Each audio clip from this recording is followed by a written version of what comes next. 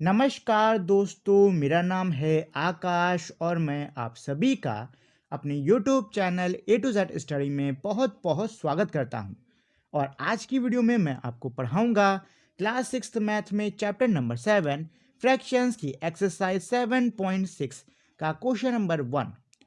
Question number 1 मेरा बड़ा है तो टाइम वेस्ट नहीं करते हैं, सीधे हम लोग इस क्वेश्चन को लगाना शुरू करते हैं। तो क्वेश्चन नंबर 1 का ए है मेरा 2/3 प्लस 1/7। इसमें आपको इन दोनों फ्रैक्शंस को जोड़ना है। देखिए, अगर आप किन्हीं दो फ्रैक्शन या दो से ज़्यादा फ्रैक्शंस को आपस में जोड़ रहे हो या घटा रहे हो, ठीक है, तो आपको एक चीज़ पक्की करनी है कि जितने भी मेरे फ्रैक्शंस हैं उनका जो डिनोमिनेटर है वो मेरा सेम होना चाहिए। इन केस सेम नहीं है तो मुझे सेम करना पड़ेगा, और अगर सेम है तो बहुत ही अच्छी बात है।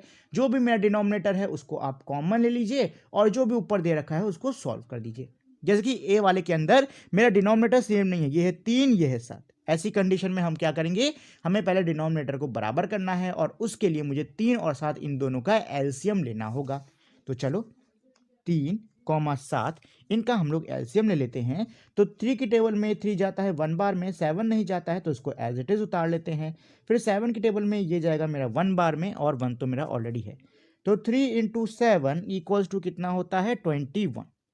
मेरा एलसीएम क्या आया है 21 आया है। मतलब मुझे जो डिनोमिनेटर है इसको क्या बनाना है 21 यानी 21 बनाना है। देखो, अब यहां से मतलब इस स्टेप से आगे इन फ्रैक्शंस को सॉल्व करने के मेरे 2-3 तरीके हैं। मैं आपको सारे तरीके समझा देता हूं, लेकिन मैं सिर्फ एक के लिए आपको सारे तरीके समझाऊंगा। उसके बाद जितने भी मेरे क्वेश्चन है वो मैं आपको नॉर्मली सबसे छोटे तरीके से करा दूंगा। आप लोग जैसे जैसे चाहे वैसे उसको कर सकते हो, ठीक है। तो चलो,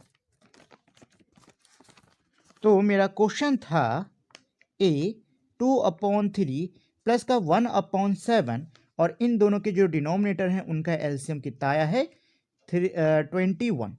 ठीक, देखो, पहला मेथड क्या है कि आप इन दोनों को अलग अलग लिख लो, 2/3 को अलग लिख लो और 1/7 को अलग लिख लो।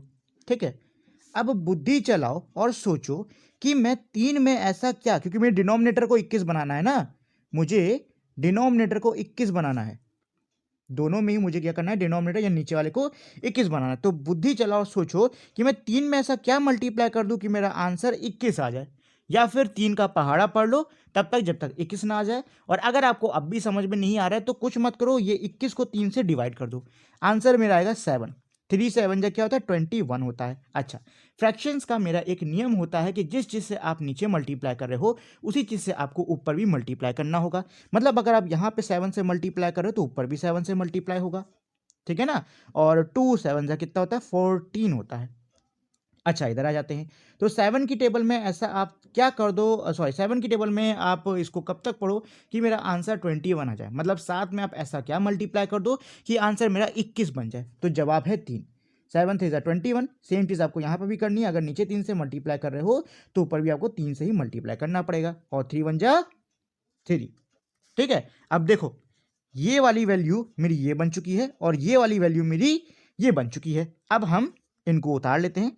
तो 14/21 प्लस का 3/21। अब मुझे ये बताओ, क्या डिनोमिनेटर मेरे सेम है? सेम है ना। तो मैं 21 को कॉमन लेता हूं और ऊपर मेरा जो कुछ भी है उसको मैं सॉल्व कर लेता हूं। तो 14 में 3 जोड़ोगे आंसर आ जाएगा 17/21। ठीक, ये है मेरा मेथड नंबर 1। मेथड नंबर 2 पे आ जाओ, 2/3 प्लस का 1/7। ठीक है, ये मेरा क्या है मेथड नंबर 2 है, मेथड 2। ठीक, देखो, ये जो मेथड है ना, ये आपका सिर्फ और सिर्फ दो ही फ्रैक्शंस के लिए काम करेगा। मतलब ये है कि अगर आपके में दो फ्रैक्शन हैं ऐसे जोड़ घटाने वाले तो ही ये मेथड काम करेगा, नहीं तो ये मेथड काम नहीं करेगा। मेथड क्या है, इस 7 को इन दोनों से मल्टीप्लाई कर दो और इस 3 को इन दोनों से मल्टीप्लाई कर दो।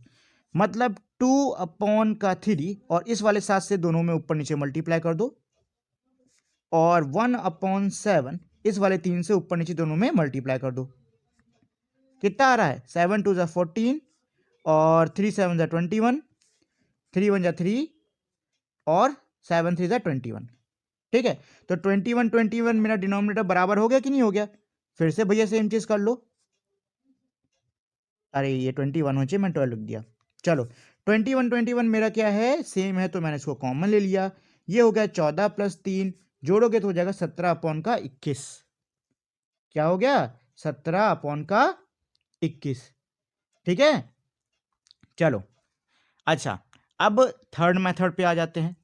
तो ये मेरा क्या था, ये क्वेश्चन था। देखो थर्ड मेथड मेरा बहुत ही ज़्यादा सिंपल सा है। आपका जो भी एलसीएम आया है उसको आपको ऐसे नीचे लिख देना है, ऊपर एक लाइन खींच देनी है, और जो भी मेरा हो रहा है वो निशान यहाँ पे लगा देना है। ठीक, अब आपको जो मेरा पहले वाले फ्रैक्शन का डिनोमिनेटर है इसको लेना है, और एलसीएम वाले से क्या कर देना है, डिवाइड कर देना है। क्या कर देना, डिवाइड कर देना है। तो 3 को अगर आप 21 से डिवाइड करते हो, आंसर कितना आता है, 7 आता है। अब आपको जो भी आंसर आया है उस आंसर को लेना है और उसी फ्रैक्शन के ऊपर वाले में मल्टीप्लाई कर देना है। तो क्या हो जाएगा, 7 2 ज़ा 14, और अब आपको आंसर लेना है। सेम चीज में भी करो, इस 7 को 21 से डिवाइड करो, तो 7 3 ज़ा 21 होता है। जो आपका आंसर है 3, उसको लो और ऊपर वाले 1 में मल्टीप्लाई कर दो, 3 1 ज़ा 3। बस, अब इनको आपको कुछ नहीं करना है, सीधे जोड़ देना है। तो 14 + 3 क्या होता है, 17/21। ठीक, देखो अगर मैं थोड़ा कंफ्यूजिंग मेथड की बात करूं, तो ये लास्ट वाला मेथड है, ये लोगों को ज़्यादा कंफ्यूजिंग लगता है, बट इस लास्ट वाले मेथड की खासियत ये है कि ये आपका सबसे शॉर्टेस्ट यानी सबसे छोटा मेथड होता है। ये जो है ना, ये आपका सबसे शॉर्टेस्ट मेथड है, सबसे छोटा, और सबसे तेज इससे सम होते हैं। ज़्यादा स्कूलों में यही वाला मेथड पढ़ाया जाता है, तो मैं आपको सलाह यही दूंगा कि आप इसी वाले मेथड से सॉल्व करो। देखिए मेथड तो इसके अलावा भी कई सारे हैं, टोटल मैं 5 मेथड्स जानता हूं, लेकिन हम लोग इन्हीं तीनों को समझ लेते हैं। ये 3 आपके काम आएंगे, बाकी जो 2 मेथड है वो थोड़े से कॉम्प्लिकेटेड है, तो हो सकता है आपको समझ में ना आए। ठीक है, चलो अभी फिलहाल तो हम लोग इसको सॉल्व कर लेते हैं, और मैं थर्ड वाले मेथड का यूज़ करूंगा। तो एलसीएम मेरा क्या आया था, 21 आया था। 3 को लिया, 21 से डिवाइड किया, आंसर आया 7। 7 को लिया, 2 में मल्टीप्लाई कर दिया, आंसर आ गया 14। प्लस 7 को लिया, 21 से डिवाइड किया, आंसर आया 3। 3 को लिया, 1 से मल्टीप्लाई कर दिया, आंसर आ गया 3। कितना हो गया ये मेरा, ये हो गया मेरा 17/21, और ये हो गया इसका आंसर। ठीक, चलिए बी वाले को कर लेते हैं। बी क्या है, बी है 3/10 + 7/15। क्या डिनोमिनेटर मेरे सेम है, मतलब क्या डिनोमिनेटर मेरे एक जैसे हैं? जवाब है नहीं, ये मेरे एक जैसे नहीं है, तो मुझे इनको एक जैसा बनाना पड़ेगा। तो भाई 10 और 15 का एलसीएम लेते हैं। 2 5 ज़ा 15 नहीं जाएगा, उसको एज इट इज, तो मतलब ऐसा कैसे उतार लो। 3 टेबल में 15 जाता है, 5 बार में कर लो, और 5 टेबल में जाएगा 1 1 बार में। क्या आया, 2 × 3 × 5। सॉल्व कर लीजिए, 2 3 ज़ा 6, और 6 5 ज़ा 30। ठीक है, क्या आ गया, 30 30। लाइन खींच लो, जो भी है निशान वो लगा लो।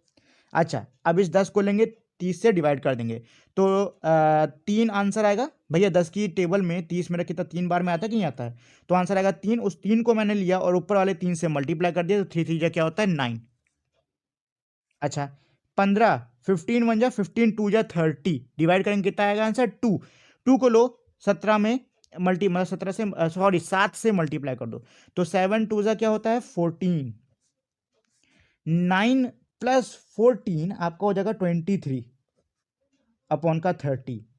कुछ कट पिट रहा है, चेक कर लो, नहीं कट पिट रहा है, यही मेरा क्या हो गया, इसका आंसर हो गया। नेक्स्ट है मेरा सी वाला, क्या है, 4/9 + 2/7। ठीक, तो इन दोनों का एलसीएम ले लेंगे, आंसर आएगा मेरा 63। क्या आएगा, 63। लाइन खींच लो, जो निशान है यहाँ पे वो लगा लो। अच्छा, 9 को लो, 63 से डिवाइड कर लो, तो 9 7 ज़ा 63 होता है। 7 को लो और 4 में मल्टीप्लाई कर दो, 7 ज़ा 63, और 7 4 ज़ा 28। ठीक है, अच्छा 7 को लो, 63 में डिवाइड कर दो, आंसर आएगा 9। 9 को लो, 2 में मल्टीप्लाई कर दो, 9 2 ज़ा 18। चलो जी, अब हम लोग इसको सॉल्व कर लेते हैं। तो 28 में 18 जोड़ना है, तो 28 में 10 जोड़ो, 38। 48 दो पीछे आ जाओ, 46। कितना आ रहा है, 46/63। चेक कर लीजिए क्या किसी नंबर में काटी पीटी हो रही, मतलब किसी नंबर में कटेगा। तो ये मेरा 3 में नहीं, किसी में नहीं जा रहा शायद, चलो ये क्या हो गया हमारे सी वाले का आंसर। चलो डी वाला कर लेते हैं। डी वाला क्या है 5/7 1/3। देखो 7 3 है, ए वाले में भी 3 7 था, इसका एलसीएम मेरा क्या आया था 21 आया था, तो इसका भी एलसीएम मेरा क्या आएगा 21 ही आएगा। तो चलो डायरेक्ट 21 लिख लेते हैं 21। ठीक है, निशान कौन सा है प्लस का निशान लगा दो। 7 को 21 से डिवाइड करो आंसर आएगा 3, 3 को लो और 5 में मल्टीप्लाई कर दो तो 3 5 जा कितना होता है 15।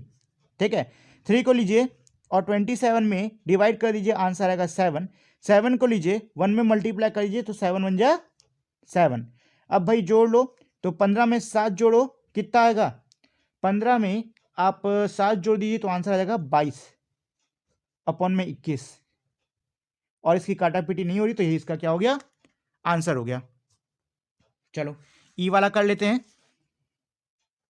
क्या है मेरा 2/5 प्लस 1/6 इक्वल्स टू, तो मुझे 5 और 6 इन दोनों का क्या लेना है एलसीएम लेना है। तो चलो ले लेते हैं 5 और 6।